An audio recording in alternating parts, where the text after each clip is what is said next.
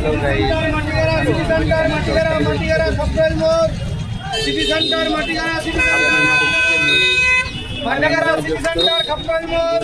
আমাদের মন্দিরে যে মায়ের বাসির হওয়ার কথা এবং শীতলা পুজো হওয়ার কথা সেই উপলক্ষে আমরা এখন যে সময় বাজার ঘাট আছে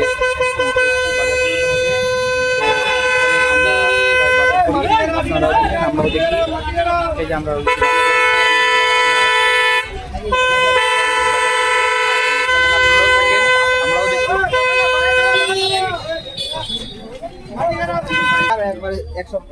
আমরা বাজারের ভিতরে ঢুকলাম, বাজার করব, দেখা যাক আজকে কী কী নেওয়া যায়। আজকে তো এসছি যে পুজোর যে আমাদের শীতলা পুজো হয়, সেই শীতলা পুজো আমাদের মায়ের মেন ভোগটা হয় সেটা হচ্ছে চিনি প্রসাদ। সেই আগেকার দিনে যেরকম বলতো গোলা প্রসাদ কিংবা নারায়ণের প্রসাদ, এই চিনি প্রসাদের জন্য আমরা পলা নিতে এসেছি।